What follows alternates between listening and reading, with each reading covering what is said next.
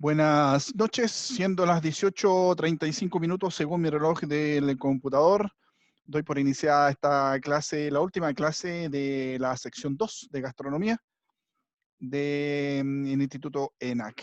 La materia a realizar en el día de hoy corresponde a primer auxilio. No tengo alumnos en este momento registrados, pero vamos a considerarlo de todas formas. Vamos a generar la grabación y la vamos a enviar al link respectivo. Muchachos, debo informarles que por disposición del instituto debemos cerrar la clase en esta ocasión. Esta es la última clase que tenemos, así que he comprimido las materias de manera tal que lo que voy a analizar en esta noche o en esta tarde es precisamente la materia que se considera en el último trabajo. Así que sin mediar mayor tiempo, vamos de inmediato a analizarlo. Vamos a hacer compartir pantalla y nos vamos acá a la presentación. Como les decía, en el día de hoy corresponde analizar el concepto de primeros auxilios, en el entendido de que, si bien es cierto, el área de prevención de riesgo lo que trata de hacer es que no ocurran los accidentes. Si eventualmente ocurren estas situaciones, tenemos los conocimientos necesarios para poder aplicar las técnicas necesarias. ¿Y qué son los primeros auxilios? Son precisamente técnicas que aplica gente que no es de la salud, no es profesional de la salud, y que aplicándola de manera correcta, permite mantenerlo estable, evitando el agravamiento de sus lesiones, hasta la llegada de personal especializado o bien hasta lograr el traslado en una ambulancia hacia un centro asistencial. En el caso de nosotros de prevención, lo que estamos viendo en prevención de riesgo, al hospital de la mutual del trabajador, dependiendo de dónde esté afiliada a su empresa. Ahora bien, cuando usted genera las técnicas de prevención de primer auxilio, cuando usted aplica primer auxilio, debe aplicar 4 conceptos básicos previo a la atención propia del paciente. Primero, proteger. Segundo, examinar. Tercero, alertar. Y cuarto, y por último, socorrer. Veamos cada uno de ellos de qué se trata. Cuando hablamos de proteger, nos referimos no solamente a proteger la integridad física del trabajador accidentado, sino que también a proteger la integridad física de usted mismo, de la persona que está aplicando los primeros auxilios, ¿ya? Por lo tanto, usted debe autoevaluarse y decir, ¿corro algún peligro en atender a este paciente? ¿O el paciente corre más peligro si lo voy a atender?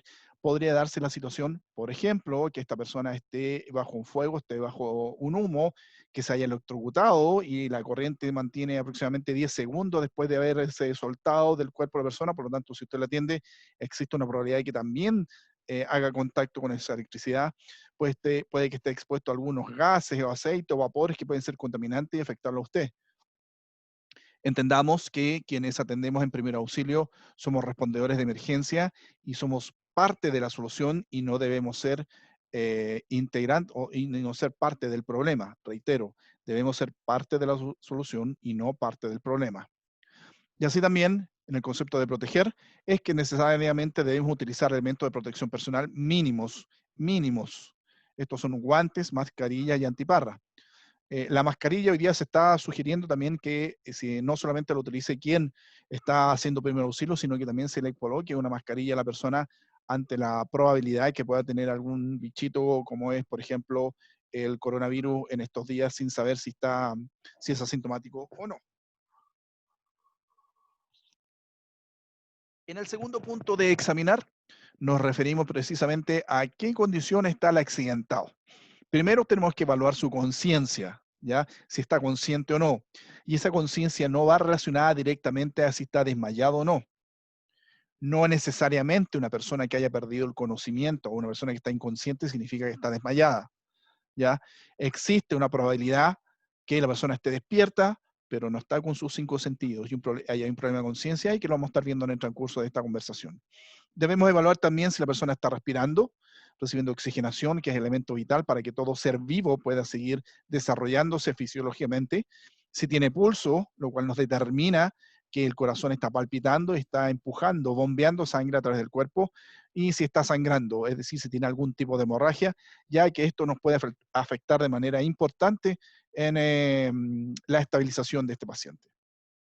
El tercer punto se refiere a alertar. Y se refiere a que debemos notificar a alguna institución de emergencia, a la mutual de la empresa, al supervisor, al gerente o al mismo equipo de trabajo. pero usted solo no puede atender a un paciente, necesita de la ayuda de otras personas. Nadie es superhéroe, nadie tiene la capacidad absoluta de reanimar a una persona. Por lo tanto, mientras más podamos colaborar, mejor va a ser la estabilización de esta persona. Por lo tanto, siempre notifique a los servicios de emergencia y, mientras tanto, a su equipo de trabajo para que le colaboren los servicios. Y por último, el número 4, socorrer, que es propiamente atender las lesiones de este trabajador accidentado y de manera tal que sus lesiones no se agraven más y lo podamos mantener estable hasta la llegada de alguna urgencia médica o hasta el traslado mismo del personal. Ahora,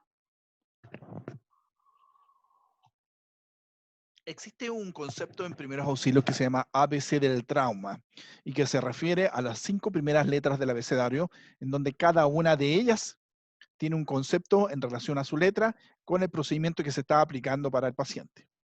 Por ejemplo, en este concepto de letra A tenemos vía aérea permeable y eso se refiere a la capacidad de la persona en poder respirar y así también aplicar algún control de su columna vertebral en el caso que haya caído de manera fuerte o agresiva y tenga posiblemente algún tipo de fractura. La letra B tenemos ventilación y desde el punto de vista médico, la ventilación se refiere a la capacidad de respirar de la persona, donde comprobamos que esté respirando bien, lo asistimos, lo ayudamos para que pueda ventilar o oxigenarse. La letra C corresponde a la circulación o a circulación sanguínea y al control de hemorragias, en el entendido que hemorragia es la salida de la sangre desde alguna de sus de alguno de esos vasos sanguíneos que por alguna razón se rompió y no está, se está fugando, si quiere entenderlo de alguna forma, la sangre desde alguna parte. Tenemos la letra D, que se refiere al déficit neurológico, y aquí tenemos directa relación con la evaluación de la conciencia. Cuando usted evalúe conciencia, lo más práctico es hacer un par de preguntas sencillas al paciente, donde podemos preguntarle cómo se llama, qué le pasó, si recuerda lo que ocurrió. Preguntas muy sencillas. Si la persona no es capaz de contestar esas respuestas, a pesar de que está despierto, es decir, no está desmayado, tenemos un serio problema de conciencia. Es decir, si le pregunto cómo se llama y él no sabe, no recuerda, sí, claramente hay un problema de inconsciencia. Ojo con esos conceptos, chiquillos, que persona inconsciente no necesariamente es porque está desmayada. También puede estar despierta, pero tiene un problema de conciencia. Y por último, el tema de exposiciones, donde se atienden otras lesiones menores a la principal que ha generado este problema. Ahora, veamos cada uno de los conceptos según la letra. A, vía aérea permeable. Se refiere a colaborar con este paciente que pueda respirar, pueda oxigenarse, ¿ya? Y para eso, con maniobras muy sencillas que podemos hacer con nuestras manos, podemos colaborarle. Use siempre guantes. Fíjese ahí en la figura que tiene la persona, tiene guantes. ¿Cómo logramos que tenga su vía aérea permeable? Con una mano tomamos su frente y la tractamos, la corremos hacia atrás, y con la otra mano tomamos su mandíbula o su pera y la tractamos o la jalamos hacia adelante, de manera tal que al tirar, al abrir, logramos que se abra la boca y a través de ese espacio la persona pueda oxigenarse. Hay que tener en cuenta, y esto es personalmente para familiares, que la obstrucción podría deberse a algún obstáculo, a algún objeto que esté impidiendo el paso de la oxigenación, como restos de comida, como una placa dental, algún chicle, un caramelo, en los menores de edad un juguete, pero que impida la ventilación. Al hacer esta simple maniobra, estamos ayudando a la persona. Si aún así tiene algo que lo obstruya, dentro de lo posible, por favor, retírelo de la boca si es que no tiene algún tipo de complicación usted para poderlo hacer. Y siempre vamos a estar la conciencia tratando de hablar con esta persona de manera tal que logremos tener contacto y saber qué está ocurriendo y también evaluar qué pasa con su conciencia. La letra B dijimos que era ventilación y que desde el punto de vista de primeros auxilios, la ventilación se refiere a poder respirar, es decir, que llegue aire a los pulmones. Y para esto se aplica una técnica que se llama MES, mirar, escuchar y sentir. MES, M-E-S, mirar, escuchar, sentir. Lo que, perdón. Cuando estoy mirando, lo que miro es el movimiento torácico de la caja torácica del paciente, que es decir, que se levanta se levanta el pecho, se levanta el tórax, producto del movimiento respiratorio. Escucho la salida del oxígeno a través de la boca, a través de los dientes, y siento su aliento en mi mejilla, lo que me permite saber y comprobar que efectivamente la persona está respirando. En la letra C dijimos que era el control de hemorragia y en el entendido que hemorragia es salida de la sangre desde algún vaso sanguíneo. Las hemorragias se clasifican en tres: arterial, venosa y capilar, que está ahí en el dibujo. La arterial es la más peligrosa de todas, ya que es una hemorragia de sangre rica en oxígeno, que habitualmente es la que va directo al cerebro y que impide que el cerebro se esté oxigenando. Se caracteriza por tener un color rojo muy fuerte, muy intenso, y la sangre, la verdad es que sale muy fuerte, sale incluso casi como un chorro desde el interior de la cavidad de la extremidad que está lesionada, y también se caracteriza porque va saliendo a medida que se percibe el pálpito del corazón.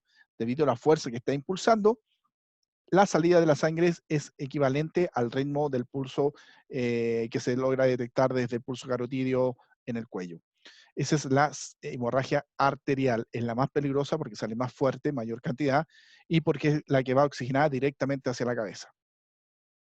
La hemorragia venosa se refiere a aquella que no está con oxígeno y es una sangre de color rojo oscuro y su salida es en desplazamiento. Sale lentamente y se va desplazando a través del miembro que está lesionado. Recuerde que la arterial derechamente es un chorro que está expulsándose hacia afuera y la venosa es mucho más calmada, por decirlo de alguna forma, y se va desplazando a través del miembro o de la extremidad afectada. Y la hemorragia capilar se refiere a pequeñas gotitas que usted percibe, como por ejemplo un ramillón, que se perciben ciertas gotas, esa es una hemorragia capilar. Lo que hay que tener mayor cuidado es con la arterial. Y así también se clasifican en hemorragias internas y hemorragias externas. La externa es donde usted tiene sangre a la vista, la sangre sale fuera del cuerpo de la persona. Y en la interna, si bien es cierto, están rotos, hay roto un vaso sanguíneo, no hay salida de sangre hacia el exterior del cuerpo, sino que se empieza a acumular en las cavidades interiores del cuerpo. Déficit neurológico. Yo les dije que la persona pierde la conciencia, hay un decaimiento del estado de conciencia. ¿Y por qué se produce este decaimiento? ¿Por qué la persona queda inconsciente? Esto es porque su cerebro no está recibiendo la oxigenación apropiada. Cuando el corazón está palpitando, lo que está haciendo es empujar sangre a distintas partes del cuerpo y en una de ellas también impulsa hacia los pulmones. En los pulmones se llena de oxígeno y esa sangre se dirige hacia el cerebro, que es la principal parte del cuerpo humano que necesita oxigenación. El cerebro, al estar oxigenado, permite cumplir todas las funciones de movimiento, de desplazamiento, de pensamiento, de todos los sistemas del cuerpo humano. Si no está recibiendo esa oxigenación, el cuerpo no está funcionando bien y caemos en problemas de inconsciencia. Es decir, la inconsciencia, el desmayo, es una falta de irrigación sanguínea en el cerebro. Y es aviso también que en alguna parte del cuerpo estamos teniendo una hemorragia, hay una fuga de sangre y por lo tanto no se va a la cabeza. Y la letra E de exposición se refiere a que abrimos la ropa de este paciente para poder atender algún tipo de lesión oculta o lesión menor que tenga esta persona en paralelo a la lesión mayor que pueda presentar. Veamos ahora entonces el concepto de shock y hemorragias.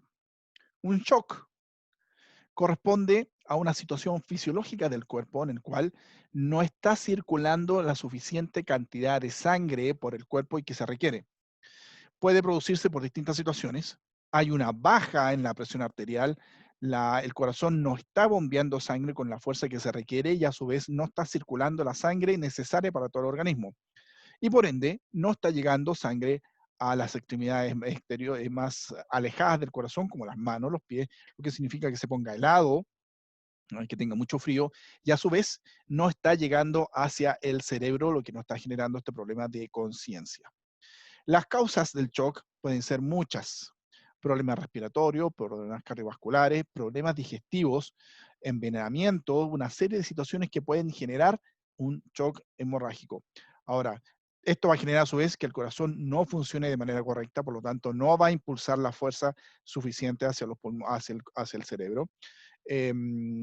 Puede existir también la gente de alta presión, una dilatación, un ensanchamiento, un engrosamiento del sistema capilar, del sistema venoso y arterial, lo que se genera como una presión alta, y efectivamente la hemorragia, que es la salida de sangre o la fuga desde alguna parte del cuerpo.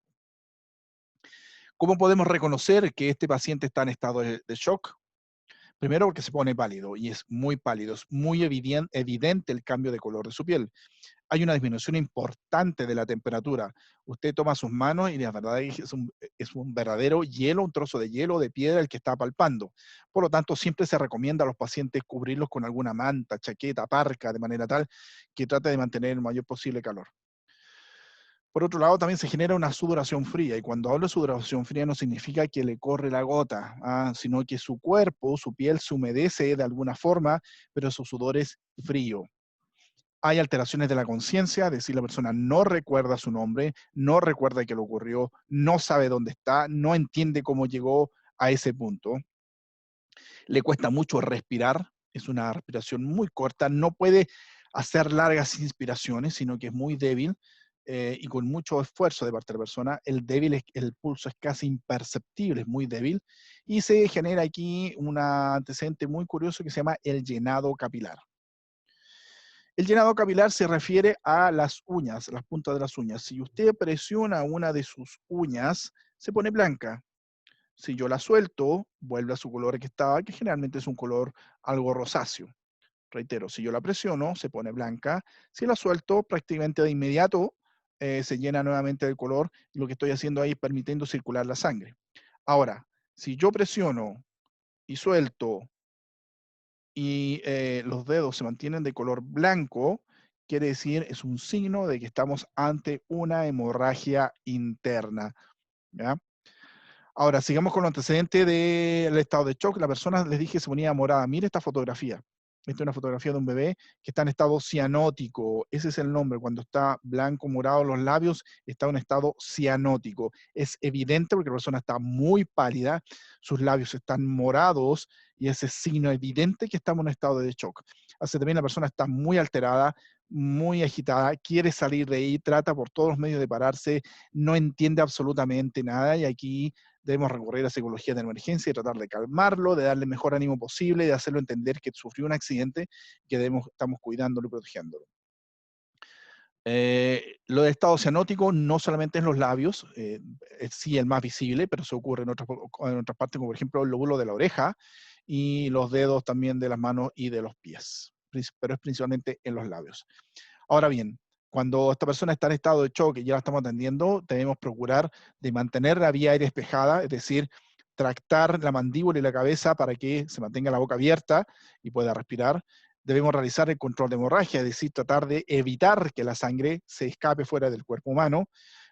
Tratar siempre de que esté boca arriba y con las piernas levemente levantadas de manera tal que se permita la circulación hacia la cabeza, siempre y cuando la persona no tenga algún tipo de fractura o lesión en la columna, y mantenerlo abrigado para que no pierda mayor temperatura. Ahora, dijimos que la hemorragia corresponde a una rotura del vaso sanguíneo por alguna circunstancia, lo que implica que la sangre se empieza a fugar de ese camino, de ese túnel, si quiere entenderlo. ¿Ya?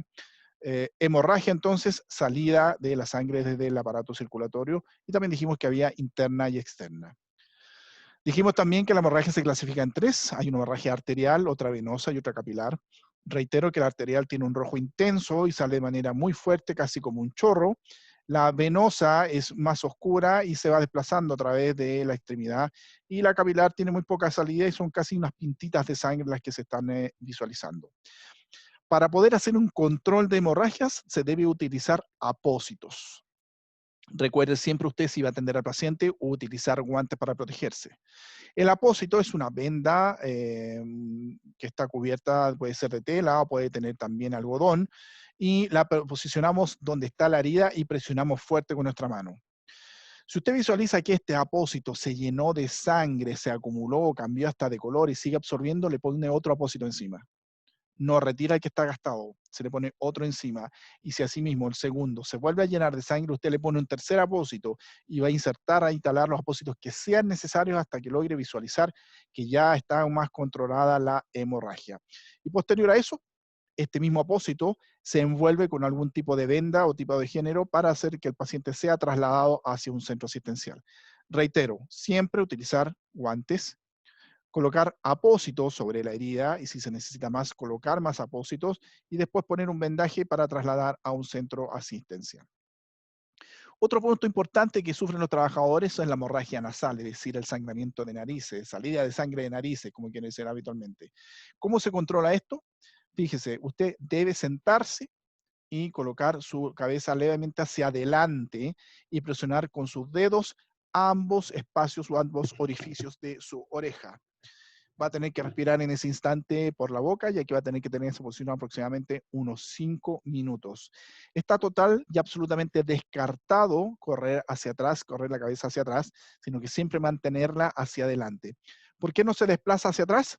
Simple y llanamente porque fisiológicamente el cuerpo también comienza a protegerse y lo que establece son unos coágulos, unas pelotas de sangre, trozos de sangre que se empiezan a juntar y se ponen duros, que taponean por dentro las arterias y las venas para que no se escape la sangre.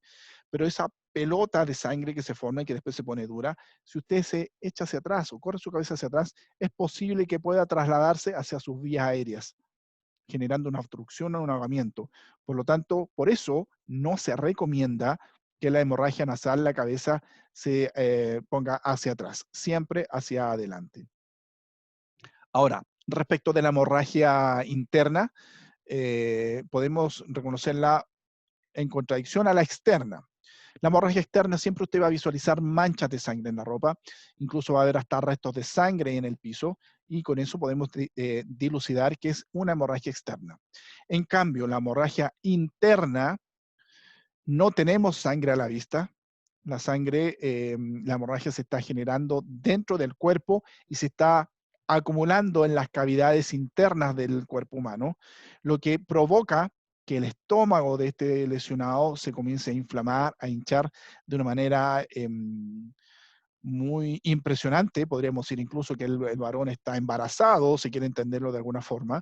Se visualiza también donde está la lesión que comienza a poner morado muy rápidamente. Usted puede visualizar cómo comienza a cambiar el color de esta persona y si está consciente empieza a tener sed, pide agua, pero a los 5 o 10 minutos pierde total y absolutamente la conciencia porque no hay una circulación, no hay un control de hemorragia, no hay una circulación hacia la cabeza, por lo tanto entra en shock y pierde el conocimiento. La hemorragia interna, distinguidos alumnos, es muy difícil de tratar y no queda más otra opción que trasladar rápidamente a un centro asistencial. Una persona con hemorragia interna no tiene más de 1 hora de vida.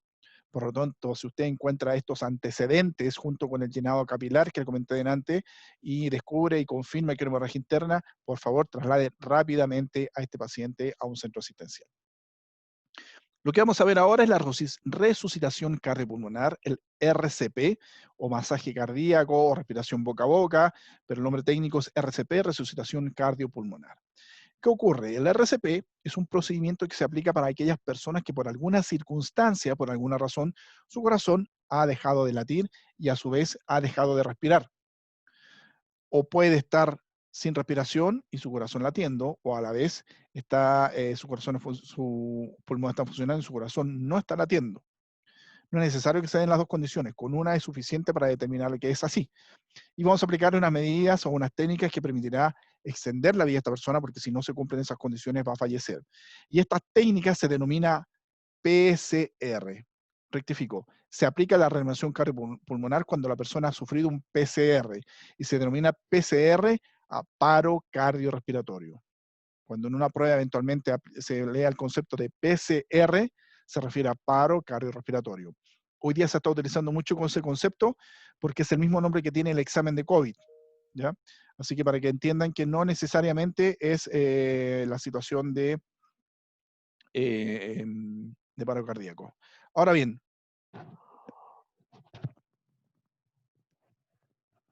cuando se producen estas situaciones en que el corazón deja de funcionar, principalmente por una descarga eléctrica, puede ser también por un ahogo, por una impresión muy fuerte, una emoción, pero principalmente por una descarga eléctrica como ocurre en los trabajos. Y esto va a significar que se detenga el corazón de funcionar. ¿Cómo podemos determinar que la persona está sufriendo un PCR, un paro cardiorrespiratorio, porque tiene un dolor intenso en el pecho? Tan intenso es que no le permite hablar, no le permite moverse de manera habitual. Personas que he podido conversar y que han sobrevivido un paro cardiorrespiratorio dicen que corresponde a que es un camión, lo estuviera pasando por encima, así de fuerte es la presión que siente. Y la dolencia está precisamente en la zona achurada, la parte del pecho, del pectoral del lado izquierdo, el brazo izquierdo, parte de la mandíbula e incluso parte de la mejilla y en algunos casos hasta el oído, pero principalmente la zona achurada. Si usted determina, logra visualizar que un compañero de trabajo tiene un dolor intenso, que no lo deja moverse y que sobre todo en esa zona, que no lo deja respirar, no lo deja caminar bien, la persona lo más probable es que esté sufriendo un paro cardiorrespiratorio. Ahora, para poder controlar esta situación mientras llega una ambulancia, tenemos que evaluar una serie de condiciones. Primero, lo que se determina la etapa cero es su propia seguridad, donde usted debe velar porque su integridad física se mantenga. Es un tema bastante ético, filosófico, sociológico de ayudar a una persona, pero debemos, como dije al principio, ser parte de la solución y no parte del problema. Por lo tanto, si este paciente está dentro de una zona en llamas, con humo, con gases, electrificado y usted no puede pasar porque está en riesgo su vida, la verdad es que la sugerencia es que no lo haga. No necesitamos héroes que sean reconocidos cuando lo estemos sepultando. Reitero, si la persona no puede ser atendida, no se exponga a usted. Primero, segundo, tercer, cuarto y quinto lugar, su propia vida. Cuando evaluamos conciencia, nos acercamos a esta persona, le tratamos de hablar, lo llamamos por el nombre si lo conocemos y vemos si la persona reacciona, si nos mira, si tenemos respuesta. Es muy bueno saber que la persona se pone a llorar porque sabemos que está respirando, aunque no nos responda, pero tenemos una oxigenación. Pero es aquí donde debemos visualizar si la persona tiene conciencia o no. Segundo, solicita ayuda. Nadie es superhéroe. Notifique a su equipo de trabajo, supervisor por celular, o si lo tiene cercano, si pueden pedir una ambulancia, pidan ayuda, vayan rescate a la misma ambulancia de la mutual a la cual están afiliados, pero no pueden controlar solo la situación. Después de eso, debemos colaborar con el mantenimiento de la vía aérea despejada, que esta persona pueda respirar. Y ya le expliqué que existe la técnica que con una mano corremos la frente hacia atrás y con la otra levantamos el mentón y lo abrimos para que pueda seguir respirando. La siguiente etapa es aplicar en el MES, mirar, escuchar y sentir. Y les dije que era mirar, que se levantaba el tórax, escuchar la salida del oxígeno y sentir el aliento de esta persona en su propia mejilla.